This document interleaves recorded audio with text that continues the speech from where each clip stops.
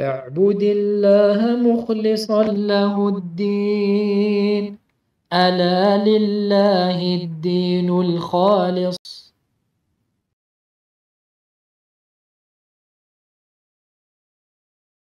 إن الحمد لله نحمده ونستعينه ونستغفره ونعوذ بالله من شرور أنفسنا ومن سيئات أعمالنا. من يهده الله فلا مضل له ومن يضلل فلا هادي له، وأشهد أن لا إله إلا الله وحده لا شريك له، وأشهد أن محمدا عبده ورسوله صلى الله عليه وعلى آله وأصحابه وسلم. يا أيها الذين آمنوا اتقوا الله حق تقاته ولا تموتن إلا وأنتم مسلمون. يا أيها الناس اتقوا ربكم الذي خلقكم من نفس واحدة وخلق منها زوجها وبث منهما رجالا كثيرا ونساء، واتقوا الله الذي تساءلون به والأرحام إن الله كان عليكم رقيبا. يا أيها الذين آمنوا اتقوا الله وقولوا قولا سديدا يصلح لكم أعمالكم ويغفر لكم ذنوبكم، ومن يطع الله ورسوله فقد فاز فوزا عظيما. أما بعد، فإن أصدق الحديث كتاب الله، وخير الهدي هدي محمد صلى الله عليه وسلم، وشر الأمور محدثاتها، وكل محدثة بدعة، وكل بدعة ضلالة، وكل ضلالة في النار. اللهم علمنا ما ينفعنا وانفعنا بما علمتنا وزدنا علما نافعا ورزقا صالحا. أخواتي في الله، ما زلنا ندرس هذه الرسالة العظيمة، ألا وهي 3 الأصول للشيخ الفاضل محمد بن إبراهيم آل الشيخ رحمه الله تعالى. واليوم إن شاء الله تعالى سنحاول أن نختم من هذه الرسالة وهذا الشرح بإذن الله عز وجل. ويقرأ من قوله رحمه الله: والدليل قوله تعالى: لا إكراه في الدين. الحمد لله رب العالمين، والصلاة والسلام على نبينا محمد وعلى آله وصحبه أجمعين.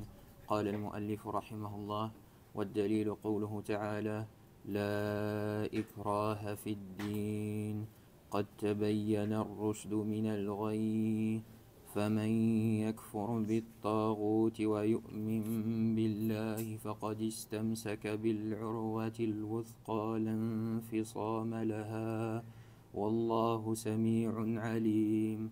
وهذا معنى لا إله إلا الله. وفي الحديث: رأس الأمر الإسلام، وعموده الصلاة وعموده أحسن الله إليكم. وعموده الصلاة، وذروة سنامه الجهاد في سبيل الله. والله أعلم، وصلى الله وسلم وبارك على نبينا محمد وعلى آله وصحبه أجمعين. طيب، فقال المؤلف رحمه الله تعالى في ختام رسالته: والدليل قوله تعالى. والدليل قوله تعالى بعد أن ذكر رؤوس الطواغيت، من قول ابن القيم رحمه الله تعالى، قال: الطواغيت كثيرون ورؤوسهم 5: إبليس لعنه الله، ومن عبد وهو رض، ومن دعا الناس إلى عبادة نفسه، ومن ادعى شيئا من علم الغيب، ومن حكم بغير ما أنزل الله. ثم قال: والدليل، الدليل على وجوب الكفر بالطاغوت، الدليل على وجوب الكفر بالطاغوت والإيمان بالله، قوله تعالى في سورة البقرة: لا إكراه في الدين، قد تبين الرشد من الغي، فمن يكفر بالطاغوت ويؤمن بالله، فمن يكفر بالطاغوت ويؤمن بالله فقد استمسك بالعروة الوثقى لا انفصام لها، والله سميع عليم.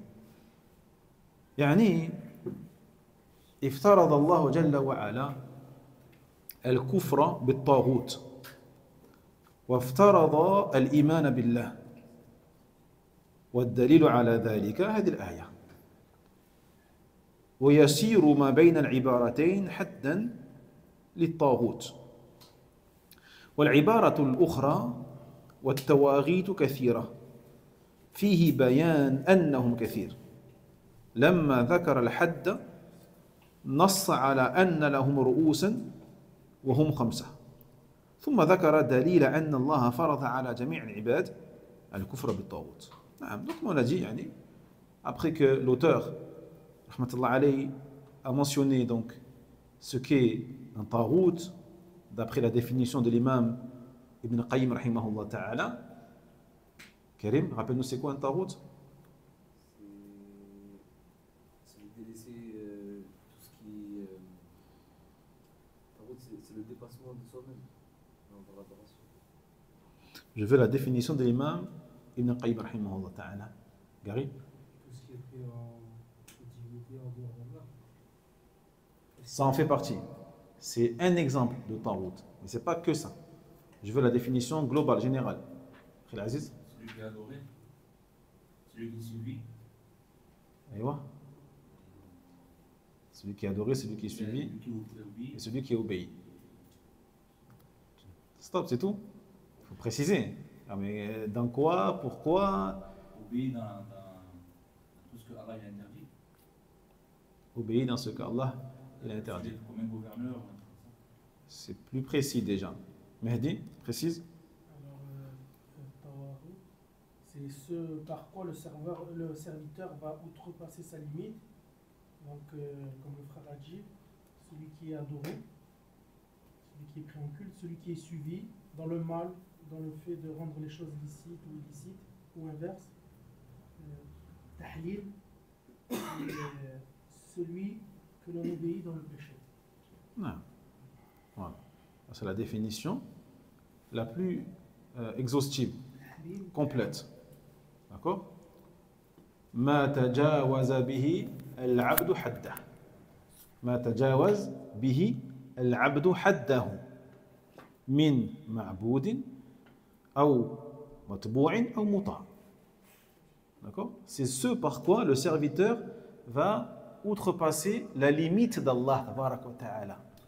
Allah Jalla wa Ala nous a tous imposé à tous une limite à ne pas franchir. D'accord?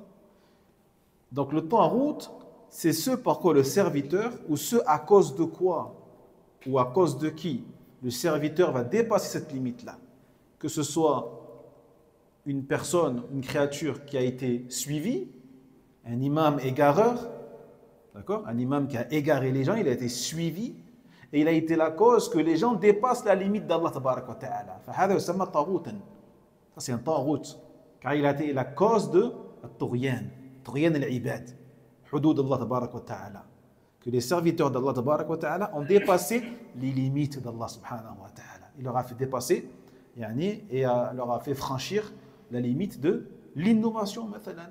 Et il les a appelés à l'innovation. Il les a appelés au shirk, il les a appelés au kufr, il les a appelés à invoquer d'autres qu'Allah tabaraka wa ta'ala. Taïb. Donc faire attention à cela, à ne pas suivre n'importe qui. À ne pas suivre n'importe qui. Taïb. À ne pas suivre une personne les yeux fermés. À ne pas être fanatique envers qui que ce soit, si ce n'est le prophète Mohammed sallallahu alayhi wa sallam. À ne pas suivre un inconnu. À ne pas suivre quelqu'un qui parle bien, qui est éloquent, qui est, masha'Allah, qui maîtrise la langue arabe, ou qui maîtrise la langue française, ou qui maîtrise les langues, et qui a l'air très calé dans son domaine, mais dont on ne connaît pas le CV. C'est quoi son CV? Où elle a étudié? D'où il vient? C'est quoi ses références? C'est quoi son madhab? Qui parmi les savants, ou qui parmi les mashayikh, ou qui parmi les frères de la sunna le connaissent? On se renseigne. Wallah, on se renseigne. Taïeb. Tu ne peux pas mettre ta religion, ta croyance, ton manhaj, tes ibadat, tes adorations entre les mains d'un inconnu. Là, il y a un baril, subhanallah. Comme une personne ne mettra pas sa voiture entre les mains de n'importe quel mécanicien. Il va se renseigner avant. Comme tu ne vas pas mettre ton fils ou ta fille entre les mains de n'importe quel médecin. n'importe quel chirurgien. Taïeb. Tu ne peux pas mettre ta fille entre les mains de n'importe quel homme et donner la main de ta fille avec, au premier venu. Tu vas te renseigner, tu vas devenir presque un détective privé avant que tu donnes ta fille à quelqu'un. Ça ou là? Eh bien, ta religion, elle est plus chère que ça. Ta religion, elle est plus chère que ça. Taïeb. Donc attention à tous ces tawarites. Il y en a beaucoup aujourd'hui en plus de tawarites. Ils sont beaucoup les frères. Ils sont dans les mosquées, ils sont dans les réseaux sociaux, ils sont de partout. À la télé, à la radio, ils sont de partout. Ne soyez pas naïfs.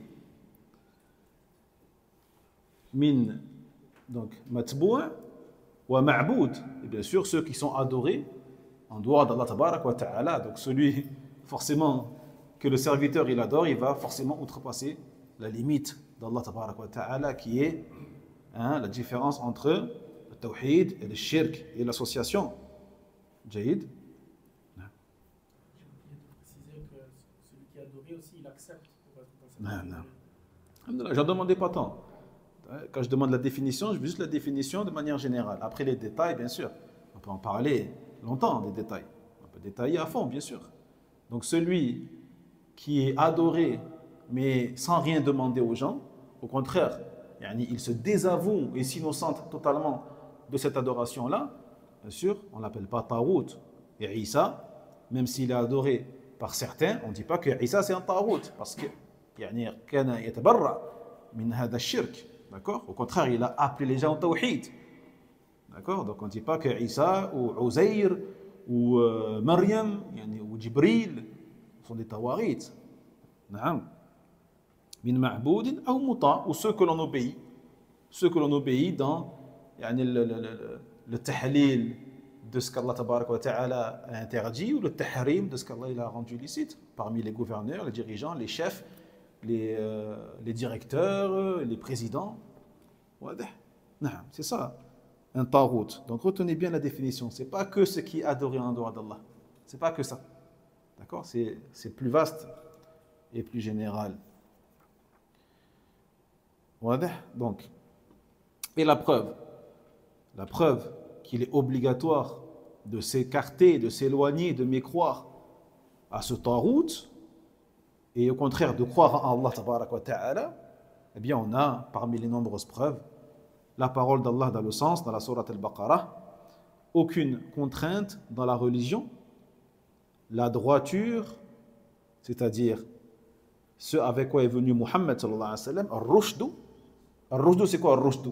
Eh bien c'est l'islam de Muhammad sallallahu alayhi wa sallam. C'est la sunna du prophète Muhammad sallallahu alayhi wa sallam. C'est certes distingué de al-ghayy, la déviance. Et le raï, c'est quoi? C'est le shirk. C'est la religion de Abi Jahl. C'est la religion de Abu Lahab. Ou al-mushrikin, des polythéistes. Donc on a vu que les tawarites sont très nombreux et que les leaders, les chefs, les grosses têtes de ces tawarites, c'est qui, Saïd? Le premier, c'est qui? Il y en a combien? Non. non plus. Nourdine. Il y en a combien? Mohamed. نعم 5 رؤوسهم 5 الأول إبليس. Pourquoi il a été appelé Iblis? Voilà, حسنت. من الإبلاس والإبلاس واليأس. اليأس, le désespoir. اليأس من رحمة الله تبارك وتعالى. D'accord? يبلسوا المجرمون. Les criminels n'auront plus espoir ce jour-là. Iblis. C'est pour ça qu'on l'appelle comme ça. Ensuite, Walid. Celui qui est adoré et qui est satisfait. من عبد من دون الله وهو رد. Et qui est satisfait ou qui accepte cela. Sami? Les gens à adorer. نعم. من دعا الناس إلى عبادة nafsihi. Celui qui appelle les gens à être adorés comme certains, comme Pharaon il a fait. Naam, Jibril. Celui qui prétend connaître la science de l'analyse. Naam. Mais l'idda'a ilm al-ghayb. Celui qui prétend connaître l'avenir, le futur, tel que les voyants, al-Kohan, ou al-Sahara, les sorciers qui travaillent avec les shayatin, ou la tawarit. Ce sont des tawarit. Mahdi.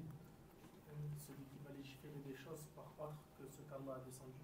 نعم من حكم بغير ما أنزل الله سبحانه وتعالى.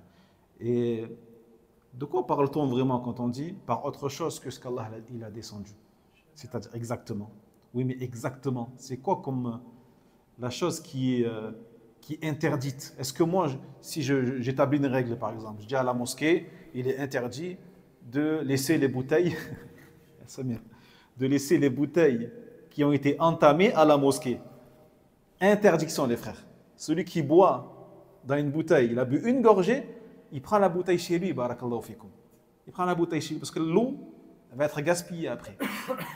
Elle va être gaspillée, même si on peut l'utiliser peut-être pour arroser des plantes ou autre, mais prenez-la. Prenez la bouteille chez vous une fois qu'elle est entamée.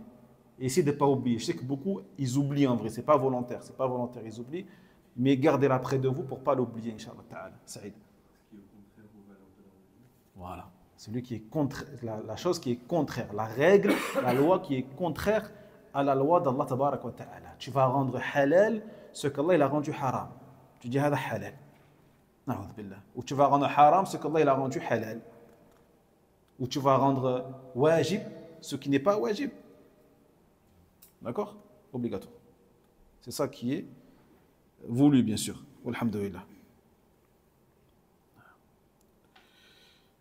ودليله لا إكراه في الدين قد تبين الرشد من الغي ليهلك من هلك والرشد ما بعث به الرسول صلى الله عليه وسلم والغي ما كان عليه أبو جهل كما قلنا فمن يكفر بالطاغوت ويؤمن بالله فقد استمسك تجود وتقضب وأخذ بالرشد واجتنب الغي والاستمساك استمساك صيغة مبالغة استمساك أو يستمسك امتساكا صيغة مبالغة للإمساك طيب نقول أمسك ونقول استمسك في مبالغة جيد يعني أمسكها إمساك خائف عليه أن تفوت من يده أي بشدة تمسك بشدة الاستمساك طيب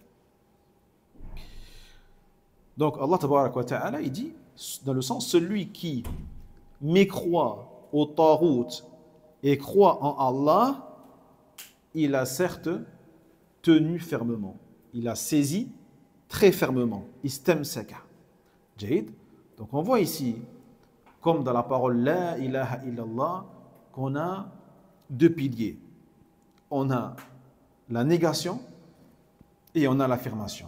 النفي والإثبات. النفي فمن يكفر بالطاغوت والإثبات ويؤمن بالله. لا إله نفي إلا الله إثبات. جيد؟ وهكذا ينبغي أن يكون المسلم. Et c'est comme ça qu'il doit être le musulman. Il doit toujours, d'abord, avant de remplir, il doit vider. Avant de remplir, il vide. Avant de décorer, il vide, il enlève la saleté.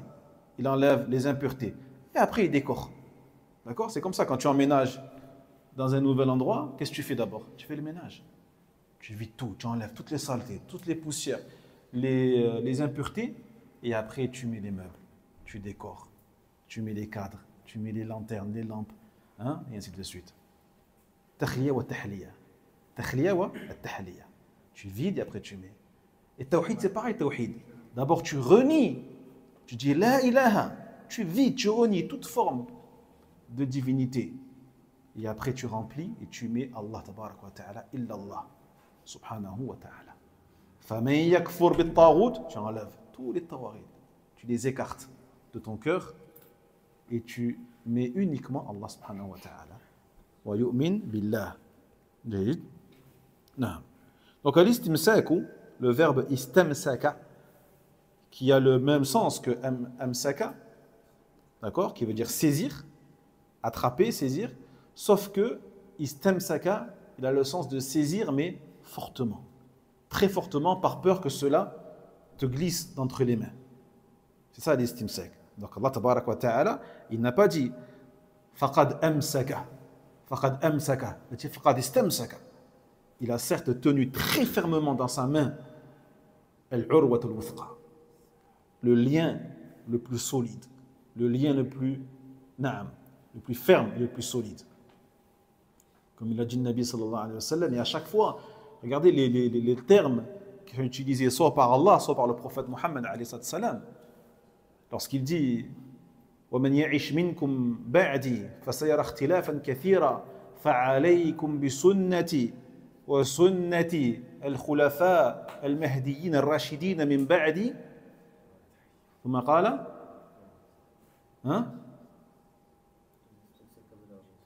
لا من بعد عضوا عليها بالنواجذ، عضوا عليها بالنواجذ، النواجذ في أقصى الفم، النواجذ، عض عليها بالنواجذ. وإياكم ومحدثات الأمور وكل محدثة بدعة. Regardez qu'est-ce qu'il dit le prophète sallallahu alayhi wa sallam. Il dit ceux qui vivront après moi, ceux qui vont venir après ma mort parmi ma communauté, verront de très nombreuses divergences. Verront de très nombreuses divergences. Qu'est-ce qu'il dit? C'est quoi la solution? Est-ce que la solution, c'est de faire des débats pendant des heures et des heures et des heures, de se disputer, de se quereller, pour à la fin dire, c'est pas grave, on diverge, mais la divergence, c'est bien, ça amène à quelque chose de bien. Là, al-khilaf adab en vrai. Al-khilaf adab. La divergence, la contradiction, c'est un châtiment. Wa l'ijtima' rahma. L'ijtima' rahma. C'est pas le contraire. Aujourd'hui, les gens, ils ont inversé. Ils disent que la divergence, c'est un khayr, c'est un bien. Parce que ça permet de nous entendre. Non. Non. L'ijtima', c'est un bien. L'ijtima', l'union, c'est un bien. L'union, l'entente, c'est un bien. Et lorsqu'il y a une divergence, qu'est-ce qu'on fait? Est-ce qu'on l'a fait grandir? On l'a fait se développer? Non. On revient à Allah tabarak wa ta'ala. On revient à Allah subhanahu wa ta'ala. فَلَا وَرَبِّكَ لَا يُؤْمِنُونَ حَتَّى يُحَكِّمُوكَ فِيمَا شَجَرَ بَيْنَهُمْ ثُمَّ لَا يَجِدُوا فِي أَنفُسِهِمْ حَرَجًا مِمَّا قَضَيْتَ وَيُسَلِّمُوا تَسْلِيمًا. Non, par ton Seigneur, ils ne croiront pas tant qu'ils ne t'auront pas pris comme hakim, comme juge, c'est-à-dire Muhammad sallallahu alayhi wa sallam. Et ensuite, une fois que tu as jugé, qu'ils ne ressentent en eux-mêmes aucune gêne, aucune rancœur par rapport à ce que tu auras jugé, et qu'ils se soumettent entièrement à Allah subhanahu wa ta'ala. Donc il dit, vous verrez de nombreuses divergences après moi. Fa'alaykum bi sunnati. La solution c'est quoi? Accrochez-vous, attachez-vous à ma sunnah. Wa sunnati al-khulafa al-mahdiyyin ar-rashidin min ba'di. Et à la sunnah de mes califes bien guidés, raisonnables, droits. Et là on voit que la sunnah du prophète alayhi salam, c'est la sunnah de Abu Bakr, c'est la sunnah de Omar, c'est la sunnah de Uthman, c'est la sunnah de Ali. Il n'y a pas de différence entre ces deux-là, parce qu'il a dit parce qu'il a dit quoi? La preuve justement, il a dit wa'addu alayha, wa'addu alayha au singulier, et mordez-la. Il n'a pas dit mordez-les, parce que s'il avait dit mordez-les, on aurait compris qu'il y a deux sunnahs. Il y a la sunnah du prophète, il y a la sunnah des compagnons. Mais il a dit addu alayha, mordez-la au singulier. Ça veut dire qu'il n'y a qu'une seule sunnah. Et que la sunnah du prophète, c'est la sunnah des compagnons. Car les compagnons ne suivent que le prophète Mohammed sallallahu alayhi wa sallam. Mais regardez, il a dit quoi?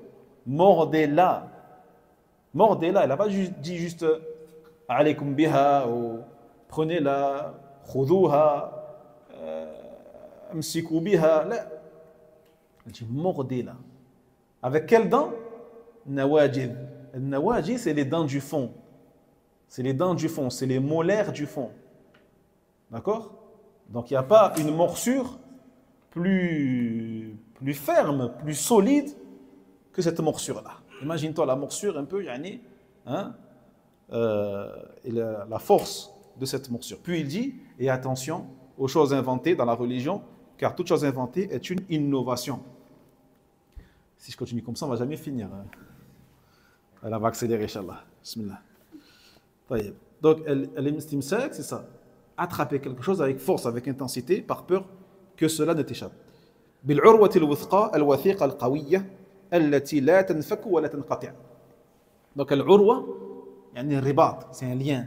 C'est un lien entre toi et la chose. D'accord?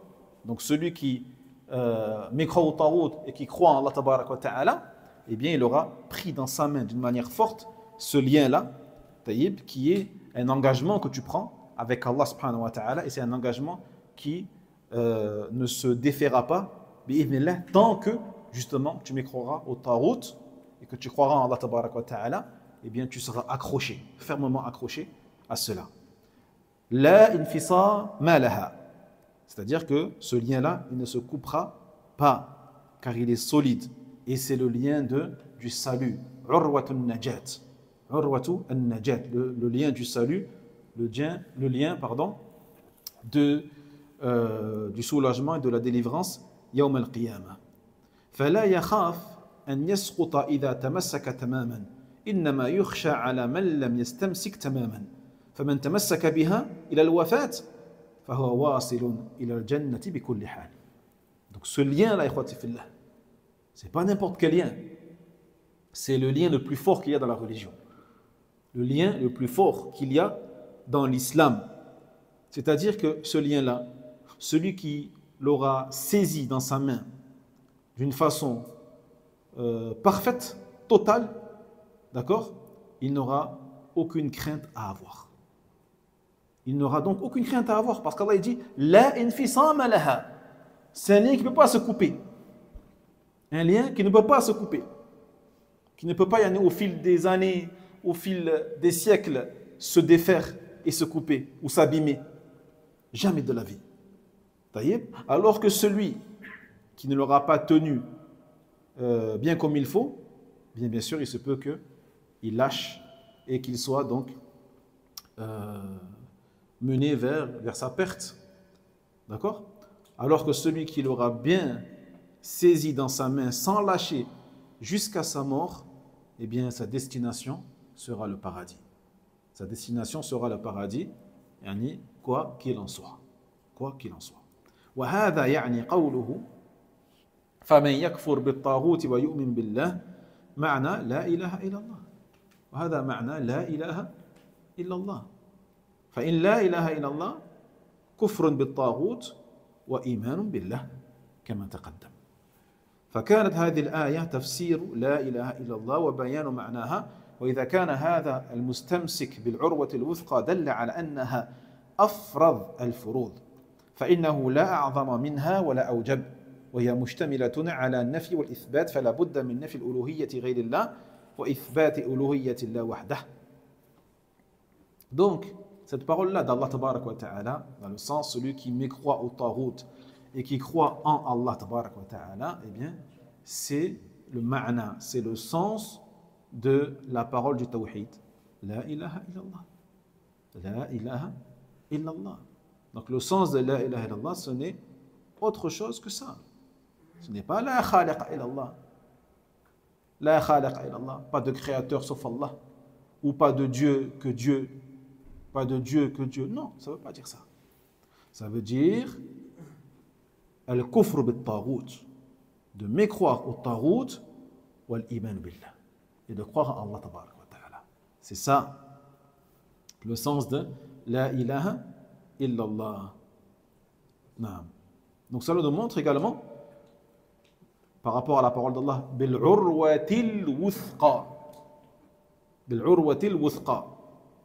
الوثقى اسم التفضيل المؤنث يعني أوثق للمذكر ووثقى للمؤنث. D'accord? يعني pour dire en arabe, pour dire le plus solide, tu dis awthaq. pour dire la plus solide au féminin, wuthqa.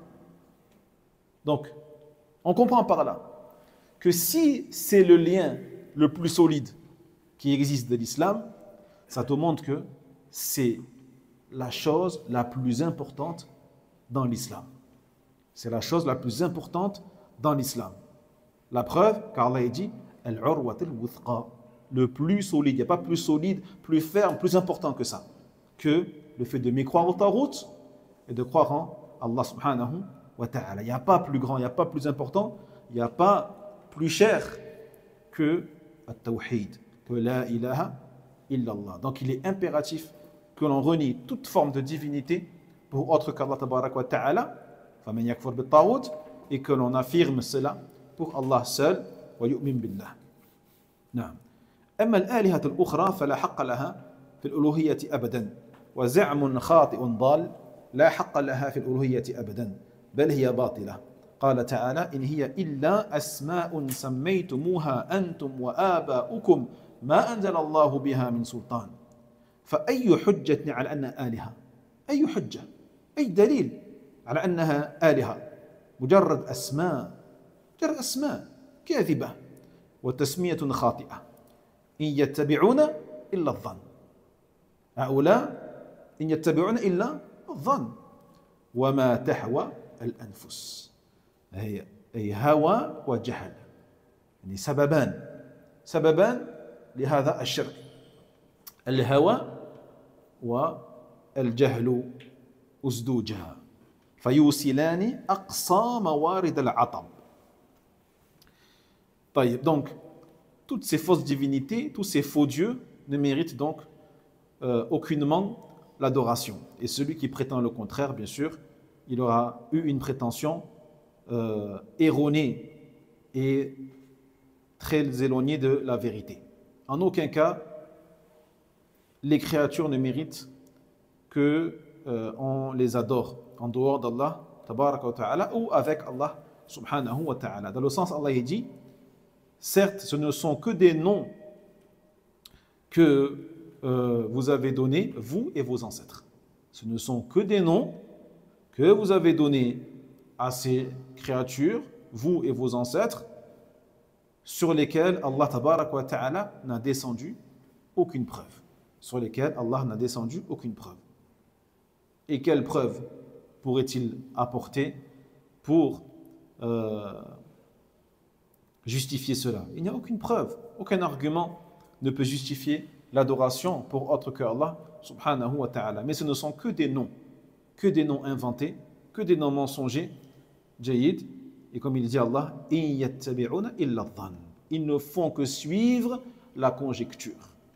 Ils ne font que suivre la conjecture, c'est-à-dire l'hypothèse, la supposition. Ils ne font que supposer l'existence de ces divinités en dehors d'Allah tabaraka wa ta'ala. Mais une supposition ne repose sur aucun fait réel, concret. D'accord? C'est ça une supposition, un dhann. C'est une conjecture, c'est une théorie qui est basée sur des pensées ou des suppositions. Alors que le tawhid pour Allah tabaraka wa ta'ala, il est basé sur des preuves, sur des adilla, des arguments, des preuves textuelles. Wa ma tahwa al-anfus. Et ils ne font que suivre également que ce que leurs âmes désirent, ou les penchants de leurs âmes. Ils suivent donc, premièrement, al-dhann, la conjecture, les suppositions, et également les penchants de leurs âmes. Wa ma tahwa al-anfus. Est-ce que les âmes, ou vers lesquelles les âmes penchent. Donc on a deux causes ici, deux causes de leur égarement qui les a menés vers le shirk, non seulement al-hawa, d'accord, al-hawa, donc les penchants de l'âme, ou al-shahwa, ou al-shahawat, jayyid, et l'ignorance. Donc ces deux réunis-là, c'est un cocktail explosif qui mène vers quoi? Qui mène vers l'échec et qui mène vers l'égarement dans le feu de l'enfer, qu'Allah nous en préserve. وفي الحديث رأس الإسلام رأس الأمر الإسلام وهذا حديث نبوي صحيح يقول النبي صلى الله عليه وسلم في رأس الأمر الإسلام. وهذا طرف من حديث معاذ الشهير وهو عندكم في كتاب الأربعين آخره هذه الجملة. فرأس الأمر الإسلام يعني رأس الأمر الذي جاء به. ما هو الأمر؟ الأمر الذي جاء به محمد عليه الصلاة والسلام الإسلام. رأس هذا الأمر الإسلام، فوجوده ضروري. Puis il termine l'auteur rahimahullah ta'ala avec un hadith dans lequel il dit le prophète sallallahu alayhi wa sallam le sommet de la chose c'est l'islam. Le sommet de la chose c'est l'islam. D'accord? Donc ça c'est en vérité une partie d'un hadith qui est connu, qui est le hadith de Mu'adh radiyallahu anhu, que l'on retrouve également dans l'Arba'in al-Nawawiyya, dans les 40 hadiths de l'imam al-Nawawi rahmatullah alayhi. Donc il dit le prophète sallallahu alayhi wa sallam, le sommet de la chose c'est l'islam. Donc c'est quoi la chose ici dont il parle?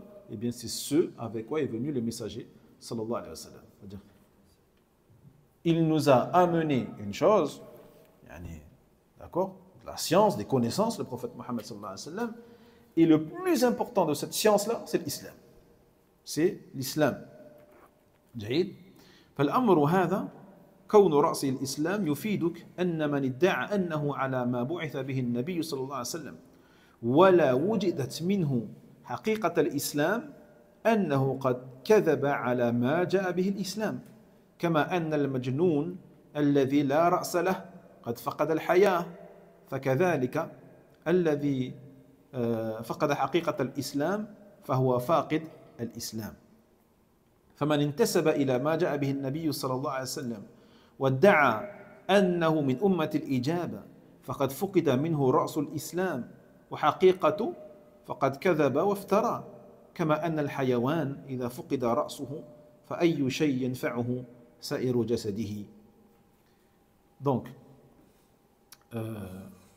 cette parole-là du prophète alayhi salatu wassalam, qui te dit que le sommet de la chose c'est l'islam, ça t'enseigne le fait que celui qui prétend suivre et être sur ce avec quoi est venu le prophète sallallahu alayhi wa sallam, mais chez lequel tu ne vois pas la réalité de l'islam, la réalité, l'essence même de l'islam, tu ne le vois pas en la personne. D'accord? Ni extérieurement, ni intérieurement. Ni extérieurement, ni intérieurement. Tu ne vois aucune trace de la réalité de l'islam. Il se peut que la personne n'a rien de l'islam si ce n'est le jeûne du mois de Ramadan. Comme pour beaucoup. Comme pour beaucoup. Tu ne vois rien de l'islam. Si ce n'est peut-être un mois de Ramadan dans l'année. C'est vrai ou pas? Combien? Il y en a beaucoup comme ça. Jahid.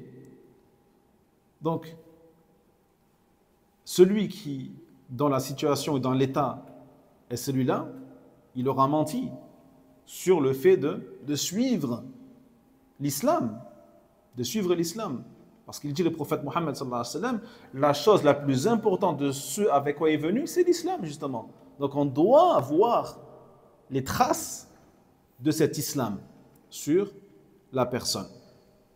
Et vu que c'est ras, la tête, eh bien, quand tu coupes la tête d'une créature, elle perd la vie automatiquement. Elle perd la vie automatiquement. Donc celui qui perd l'islam, eh bien il aura perdu sa religion. Il aura perdu sa religion.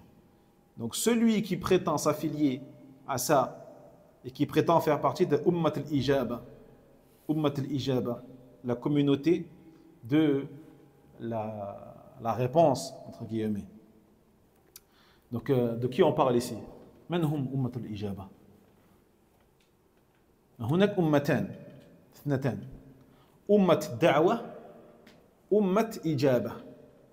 أمة الدعوة، أمة إجابة. Ça c'est des termes qui sont techniques, d'accord, et qui sont utilisés et qu'on doit comprendre. Ummat al-Da'wa, ce sont ceux vers qui le prophète sallallahu alayhi wa sallam, il a été envoyé. Donc, Ummatul Da'wa rentre dedans toutes les créatures, tous les humains et tous les djinns qui ont vécu à l'époque du prophète Mohammed sallallahu alayhi wa sallam jusqu'à la fin des temps. Jusqu'à la fin des temps. Voilà Ummat Da'wa. Ummat Da'wa. Parce que le prophète, il a appelé tout le monde à l'islam.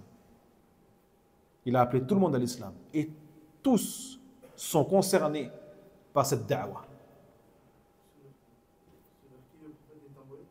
Non. Jahid. Donc tu rentres dedans ceux qui ont répondu à l'appel parmi les musulmans et ceux qui n'ont pas répondu. Et ceux qui n'ont pas répondu. Parmi les... Hein? Non? Non. Son message, il est valable jusqu'à la fin des temps. Jusqu'à la fin des temps. Oui, bien sûr. Tout le monde est appelé à suivre l'islam du prophète Mohammed sallallahu alayhi wa sallam, même après sa mort. Même après sa mort. Jahid. Alors que Ummat Ijaba sont ceux qui ont répondu à l'appel. Sont ceux qui ont répondu à l'appel et qui ont dit Ashhadu an la ilaha illallah wa ashhadu anna Muhammadan rasulullah sallallahu alayhi wa sallam. واضح الفرق بين الأمتين. Donc, même si la personne prétend faire partie de Ummat al-Ijaba, de ceux qui ont répondu à l'appel, mais si, encore une fois, elle ne détient pas justement, elle n'est pas sur la réalité de l'islam qui est la tête de cette chose-là, elle aura menti. Elle aura menti et forgé un mensonge. Et forgé un mensonge comme un animal qui perd sa tête et dont les membres ne lui serviront plus à rien. Les mécréants, ils sont compris dedans. Bien sûr, tout le monde. Tous ceux, encore une fois, qui donc sont venus après le prophète Mohammed sallallahu alayhi wa sallam, ou à son époque, et après lui. Et après lui. Jahid. Donc, Ummat Isa, ce sont ceux vers qui il a été envoyé Isa alayhi salam. Ummat Da'wa Moussa sont ceux qui vers qui il a été envoyé Moussa alayhi salam. Et Ummat al-Ijaba, ceux qui ont répondu favorablement à leurs appels. فالمدعي للإسلام فقد منه التوحيد الذي هو إفراد الله بالعبادة وأساس الإسلام وحصنها فلا وجود لما يدعيه هذا المدعي ولا صحة لدعواه لفقد حقيقة الانتساب كالذي يزعم ويدعي أنه من أهل الإجابة للنبي صلى الله عليه وسلم وأنه متبع له في جميع ما يأمر به وينهى عنه وهو يدعو مع الله غيره ويسأله قضاء الحاجات وتفريج الكربات وإغاثة اللهفات ويزعم أن ذلك قربة إلى الله سبحانه وتعالى وأنه مما يحبه النبي صلى الله عليه وسلم بل هو المضاد المعاند للنبي صلى الله عليه وسلم المتنقص المستهزئ بدين النبي صلى الله عليه وسلم فإذا كان يقر أنه هو الحق الواجب اتباعه مع ذلك يعمل بخلافه بل عكس الدين والشرع جميعا وخالف ما جاء به الرسول صلى الله عليه وسلم فجعل الشرك توحيدا ودينا جعل الشرك توحيدا ودينا أو جعل بدعة سنة جيد وزعم أن هذا مما أمره الله جل وعلا فعطل الدين والشرع جميعا. Donc, encore une fois, on voit ici, il insiste le cheikh, il veut nous faire comprendre que l'islam, ce n'est pas une prétention. L'islam, la foi, la sunna, le manhaj, ce n'est pas une prétention. Donc celui qui prétend faire partie de l'islam, avoir répondu au message de l'islam, mais qui n'a pas respecté le noyau de l'islam, qui est tawhid, qui est le monothéisme, qui est le fait d'uniciser Allah subhanahu wa ta'ala dans l'adoration, qui est le fondement de l'islam et la forteresse de l'islam. C'est la forteresse de l'islam, al-hisn, la citadelle. Donc une citadelle, c'est un lieu qui sert à protéger un endroit, une ville ou un village. Et bien, tawhid, c'est ça. Tawhid, ça sert à protéger ta foi. Donc une fois que tu as enlevé cette citadelle-là, c'est fini. c'est fini. Les ennemis vont rentrer, ils vont te tuer. Jaïd, il n'y a plus d'islam à ce moment-là. Donc, celui qui prétend ça et qui aura annulé son tawhid, eh bien, on lui dit que ce n'est qu'une prétention et qu'il a, au contraire, il aura menti et que sa prétention n'est pas acceptée. N'est pas acceptée, ni le fait qu'il s'affilie à l'islam, ou qu'il s'affilie à tawhid, ou qu'il s'affilie à la foi, ou qu'il s'affilie à la sunna. Cela ne sera pas accepté de lui. Car ce qu'Allah tabaraka wa ta'ala, comme vous savez, regarde, eh bien c'est le cœur et c'est les actes de la personne et non ce qu'elle prétend. Jaïd.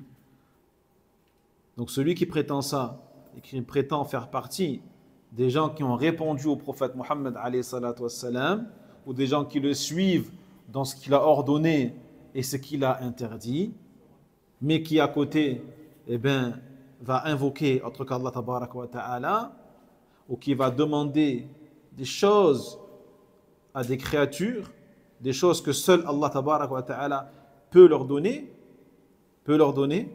ou qui va placer leur confiance dans leur cœur à autre qu'Allah tabaraka wa ta'ala, ou qui vont faire de certaines choses des causes alors qu'elles ne sont en aucun cas des causes ni de guérison, ni de guidance, ni de secours, ni d'aide, ni quoi que ce soit. Jaïd, eh bien, elle aura menti encore une fois par rapport à son affiliation, à son auto-affiliation à l'islam en disant « Je suis un musulman. Je suis un musulman. » Taïeb. Mais Allah tabaraka wa ta'ala, lui, il ne regarde pas ce que les gens disent, car il est facile de dire, mais il faut le prouver. Il faut le prouver et il faut agir en conséquence, autrement dit, eh bien, en reniant toute forme d'adoration d'autre qu'Allah et en l'affirmant pour lui et lui seul, subhanahu wa ta'ala. Également ceux qui font tout cela, hein, qui associent Allah subhanahu wa ta'ala et qui te disent en plus, hadi qurba ila Allah. C'est pour nous une façon de nous rapprocher d'Allah subhanahu wa ta'ala. Ma na'buduhum illa liyuqarribuna ila Allah zulfa. Inna Allah yahkumu baynahum fima hum fihi yakhtalifun. Inna Allah la yahdi man huwa kadhib kaffar. Kadhib kaffar. Regardez comment Allah les a appelés, subhanallah. Dans le sens, Allah dit walladhina takhadhu min dunihi awliya, et ceux qui ont pris en dehors de lui, en dehors d'Allah tabaraka wa ta'ala, des alliés, adorés en dehors d'Allah subhanahu wa ta'ala. Et qui disent, ma na'buduhum, nous ne les adorons que pour qu'ils nous rapprochent davantage d'Allah. Regardez la shubha de shaitan.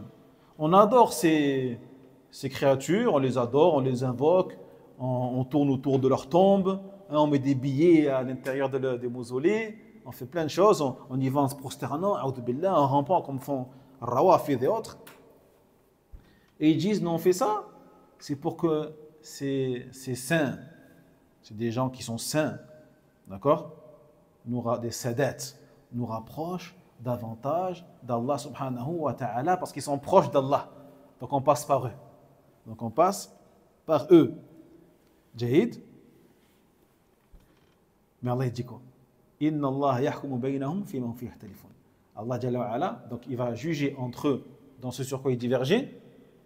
Et qu'est-ce qu'il dit à la fin? Inna Allah la yahdi man huwa kadhibun kaffar. Et Allah ne guide pas celui qui ment, le menteur. Donc celui qui dit ça, qui dit moi je fais ça pour me rapprocher d'Allah ou pour qu'il me rapproche d'Allah, c'est un menteur.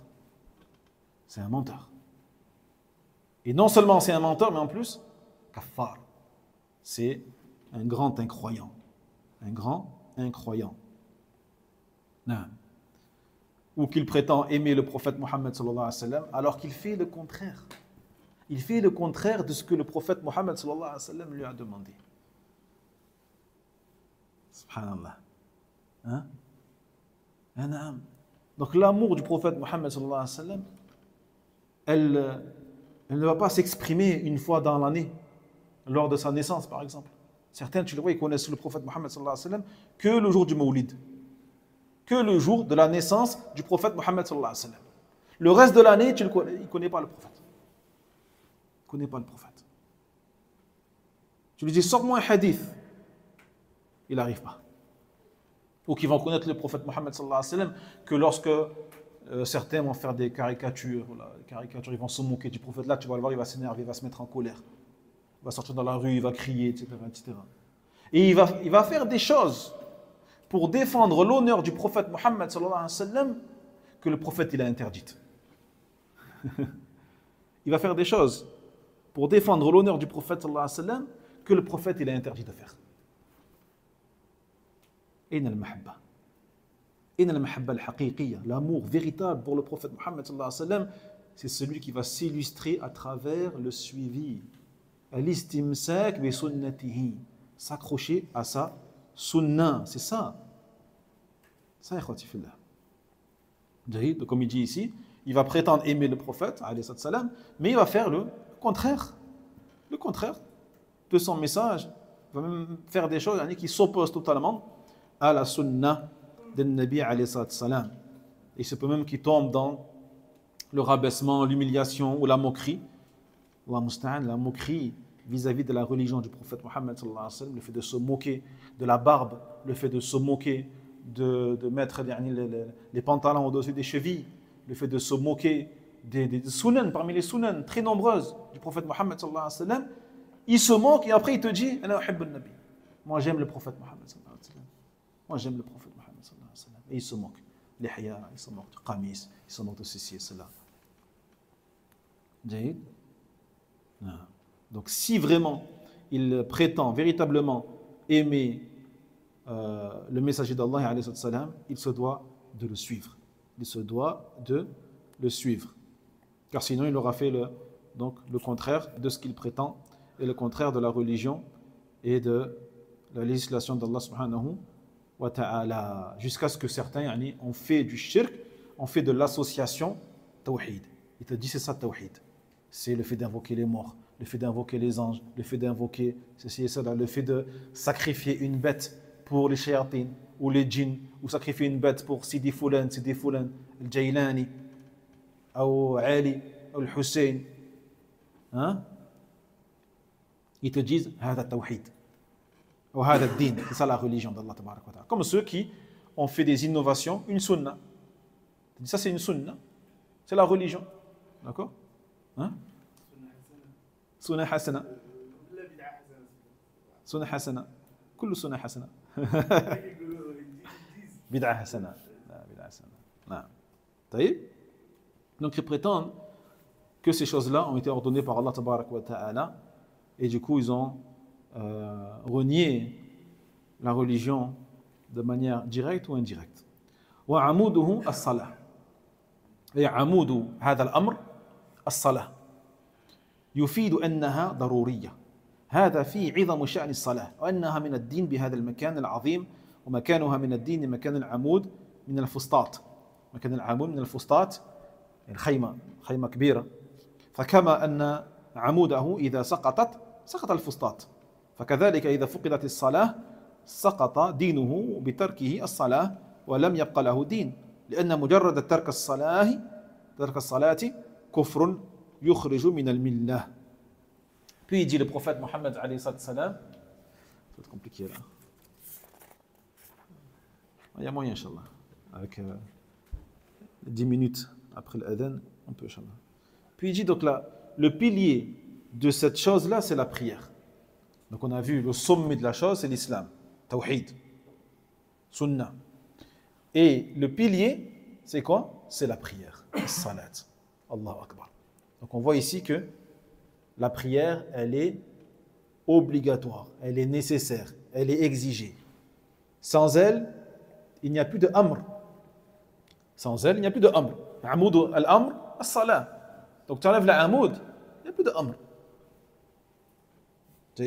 Donc on voit ici l'importance, la valeur capitale de la prière. Et que la prière donc, a une place élevée dans l'islam. Et elle a la place donc du pilier qui va servir à soutenir une tente. ou un voile. Donc les piliers qui servent à tenir une tente, donc al-fustat, c'est les grandes tentes qu'ils ont, notamment les nomades, etc. Ou la voile d'un bateau. Donc la voile d'un bateau, elle tient grâce à ces amoud aussi, d'accord, à ce mât, le mât du bateau. D'accord. Donc tu enlèves le mât, il n'y a plus de voile. Comme tu enlèves les piliers ou les bâtons d'une tente, il n'y a plus de tente. D'accord. Donc si tu enlèves la prière, imagine-toi un peu qu'est-ce qui se passe derrière au niveau de ta religion. D'accord. Non. Donc si tu enlèves ce pilier-là de la religion, il n'y a plus de religion. Il n'y a plus de religion, car il dit le cheikh, le simple fait de délaisser la prière de manière absolue, totale, ceci est une incroyance excluant de la religion d'Allah tabaraka wa ta'ala. وهذا الحديث من أدلة ما اختار أحمد أنه إذا تركها كسلا فهو كافر. Donc ce hadith, parmi d'autres hadiths, c'est l'un des hadiths qui prouve que celui qui délaisse la prière totalement kharaja min al-millah. Il sort de l'islam. Donc le hadith a été pris comme argument par les savants tels que Ahmed et d'autres. Celui qui la délaisse, même par paresse, c'est pas celui qui la délaisse en reniant et en refusant son caractère obligatoire. Lui, il n'y a aucun doute, lui c'est un kafir, c'est un incroyant. Mais même celui qui reconnaît que c'est obligatoire, mais qui ne la fait pas par négligence, par paresse ou autre, c'est quand même un kafir, car il dit le prophète Mohammed sallallahu alayhi wa sallam wa amuduhu salah. Wa amuduhu as-salah. وقوله عموده الصلاة يعني فعل الصلاة ليس المراد الإقرار بها فإن المبتدأ والخبر معرفتان تقتضي الحصر وأنها وحدها عمود الدين فلو قيل إن المراد الإقرار بوجوب الصلاة لانتقض ذلك فجحدوا الصلاة وحدها كفر وجحدوا الصيام أو الحج كفر جحدوا شيء مجمع عليه عند الأمة كفر إذا جحدوا وجوب الصيام رمضان وجحدوا وجوب صيام رمضان وحده جحدوا وجوب الحج للمستطيع وجحدوا وجوب الزكاة للمستطيع والقادر هذا كفر بالله هذا معروف مجمع عليه الأمة كما أن التحليل شيء مجمع عليه عند الأمة كفر والتحريم شيء مجمع عليه عند الأمة كفر فإن هذا كفر مجرد ترك الصلاة تهاونا وكسلا يصيره كافرا حلال الدم والمال والفسطاط هو الشراع الخيمة فإن له عمودا ولا بد ولا يستقيم مبنيا إلا بذلك العمود وهذا يدل على أن مجرد تركها ولو تهاونا وكسلا كفر أما إذا كان جاحدا للوجوب فهذا ظاهر. Donc le pilier de cette chose c'est la prière, c'est-à-dire le fait de faire la prière, c'est pas le fait de reconnaître que la prière est obligatoire. Parce que celui, encore une fois, qui dit que la prière elle n'est pas obligatoire, il est semblable à celui qui dit que, par exemple, le jeûne de Ramadan, il n'est pas obligatoire. Ou que celui qui dit que le pèlerinage, pour celui qui a les moyens, n'est pas obligatoire. Ou pour celui qui dit que la zakat, pour celui qui a les moyens, n'est pas obligatoire. Ceux qui disent ça, il n'y a pas de doute que c'est du kufr. C'est une incroyance faisant sortir de l'islam, car ce sont des obligations qui sont connues de tous. Et tout musulman est censé savoir que c'est des choses obligatoires. Salat wa hakada. Donc, le hadith que l'on vient de citer, il concerne celui qui ne prie pas. D'accord? Il concerne celui qui ne prie pas, dans le sens, le pilier, c'est le fait de prier. Ce n'est pas juste le fait de reconnaître l'obligation de la prière, mais c'est l'exécution, l'accomplissement de la prière. Tel que celui qui, encore une fois, rend licite ce sur quoi la Ummah unanime pour dire que c'est haram. D'accord? Toute la Ummah est unanime pour dire que al-khamr haram, l'alcool est haram. Quelqu'un vient te dire al-khamr halal. C'est kufr billah subhanahu wa ta'ala.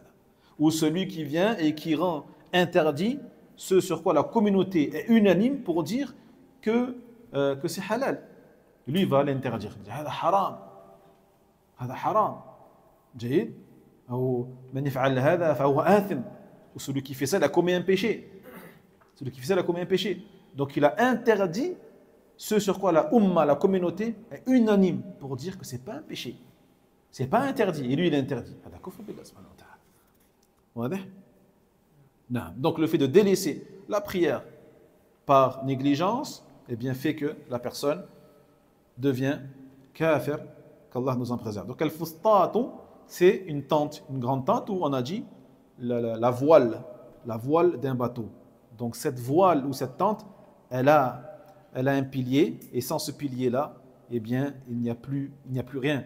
Il n'y a plus rien. Cela nous montre donc que la prière, celui qui la délaisse, même par négligence, par paresse, il a mécru, alors que celui qui a rejeté son caractère obligatoire, ça c'est clair et net, on le sait tous, que c'est du kufr également. وتركها كسلا عليه عدة أدلة منها العهد الذي بيننا وبينهم الصلاة فمن تركها فقد كفر بين الرجل وبين الشرك والكفر ترك الصلاة وقول عبد الله بن الشقيق رحمه الله كان أصحاب محمد صلى الله عليه وسلم لا يرون شيئا من الأعمال تركه كفر غير الصلاة.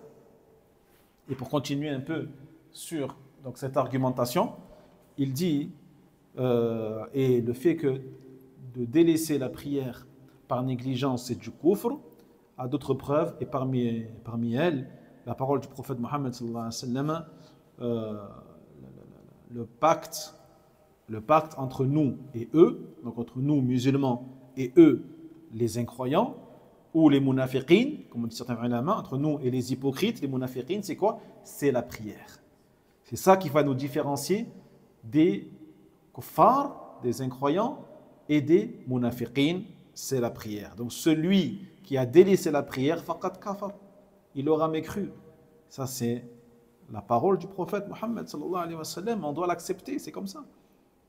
Aba min aba, wa radiya min radi. C'est comme ça, que ça plaise ou pas. Puis il dit également, entre l'homme et l'association, et la mécréance ou l'incroyance, le délaissement de la prière. C'est-à-dire la chose qui nous protège et qui nous préserve de l'association et du kufr, c'est quoi? C'est la prière. Donc celui qui délaisse la prière, qu'est-ce qu'il va faire? Il va tomber, yaqa fil kufr, yaqa fil shirk. Taïb. Et comme l'a dit le grand tabi'i Abdullah ibn Shaqiq, rahimahullah ta'ala, les compagnons de Muhammad sallallahu alayhi wa sallam ne voyaient rien comme de la mécréance, le fait de le délaisser, si ce n'est le délaissement de la prière. Ils ne voyaient aucun délaissement comme étant du kufr. Celui qui délaisse par exemple la zakat, alors qu'il a les moyens de verser zakat, هذا لا يكفر. هذا لا يكفر. Il a commis un péché très grave, certes, parce qu'il n'aura pas donné le droit des pauvres, etc., mais il ne sort pas de l'islam. Il n'y a pas unanimité chez les sahaba de dire ça. Comme il n'y a pas unanimité chez les sahaba de dire que celui qui délaisse le pèlerinage, alors qu'il a les moyens de faire le pèlerinage, les moyens financiers, les moyens physiques de faire, mais qui ne fait pas. Il n'y a pas unanimité chez les sahaba pour dire que c'est un kafir. Par contre, il y a unanimité chez les sahaba. Unanimité chez les sahaba, radiyallahu anhum, pour dire que celui qui délaisse la prière, eh bien, il a mécru. جيد. ومذهب أحمد وإسحاق أنه كافر. هذا هو الصحيح في الدليل أن تاركها ولو مجرد تهاون وكسل أنه كافر كفرا ناقلا عن علم الله. C'est l'avis donc de l'imam Ahmed rahimahullah ou l'imam Ishaq ibn Rahaway rahimahullah. Alhamdulillah. وها هنا مسألة فرضها الفقهاء وقالوا إذا دعاه إمام أو نائب فأصر حتى ضاق وقت الثانية عنها أنه يكفر ويقتل بعد استتابته ثلاثا انتقده شيخ الإسلام وقال ما يمكن أن يدعوه الإمام أو نائبه ثم لا يفعل إلا وهو جاحد للوجوب لأن دعوة الإمام أو نائبه لابد أن تقع عن تهديد أو حبس. نعم. Puis il y a une mas'ala que le fuqaha ils mentionnent à ce sujet. Ils disent, bien sûr on parle dans un pays qui est dirigé par des musulmans, et qui est soumis à la charia d'Allah tabarak wa ta'ala, d'accord? Il dit lorsque le dirigeant ou ceux qui travaillent pour lui ordonnent à une personne de prier, parmi ceux qui ont délaissé la prière, donc il la convoque la personne, il la convoque, d'accord? Et ils lui disent Salli, prie, Salli. Et tu as jusqu'à la prière suivante pour prier. D'accord? Elle n'a pas prié Salat al-Dhuhr. Ils lui disent prie Salat al-Dhuhr et tu as jusqu'à la Asr pour le faire. Jahid. Et si tu ne le fais pas, eh bien on déclarera que tu es un kafir. On déclarera, le juge islamique va déclarer la sentence comme quoi c'est un kafir. Jahid. Et à ce moment-là, on va lui demander donc de se repentir. De se repentir 3 fois. On va lui demander 3 fois de se repentir. Jahid. Et s'il ne se repent pas, eh bien le gouverneur décidera la sentence sur lui. Jahid. Et Cheikh al-Islam, rahimallahu ta'ala, il dit celui qui est convoqué, il est convoqué, on lui dit, il faut que tu pries, tu as tant de temps pour prier, etc., etc. Si tu pries pas, tu dois te repentir, pardon. On va lui demander 3 fois de le faire, afin qu'il prie, etc., etc. On va lui dire, si tu pries pas, il va t'arriver ceci et cela. Il dit, celui qui, malgré tout ça, il refuse de prier, il a aucun islam en lui. Il a l'iman. Où est la foi, où est l'islam de cette personne-là? Qui préfère, subhanallah, qu'on prononce sur elle la sentence que de faire 3 ou 4 raka'at pour Allah tabarak wa ta'ala. Pour Allah subhanahu wa ta'ala. Donc il dit forcément celui qui refuse, c'est qu'en fait il renie l'obligation. Il renie que c'est obligatoire. Parce que s'il reconnaît que c'est obligatoire, il ne peut pas refuser, c'est impossible. C'est impossible. Jahid? Non. Malgré les menaces et malgré l'habs, l'emprisonnement et ainsi de suite. Alhamdulillah. Bon, on va arrêter là, Inch'Allah. Donc on finira la semaine prochaine et on commencera Kitab al-Tawhid. Ou puis on coupera la vidéo en 2. Jahid. Donc la semaine prochaine, pour ceux qui veulent se procurer le livre, je vous encourage tous à le faire. Nous allons étudier un des shuruhat, une des explications du Kitab al-Tawhid qui est Al-Tamhid. Al-Tamhidu li sharhi Kitab al-Tawhid. Al-Tamhid li sharhi Kitab al-Tawhid li Shaykh al-Fadil Salih ibn Abdel-Aziz al-Shaykh. Salih ibn Abdel-Aziz al-Shaykh hafidhahullah ta'ala. Donc le livre il s'appelle Al-Tamhid li sharhi Kitab al-Tawhid الذي هو حق الله على العبيد.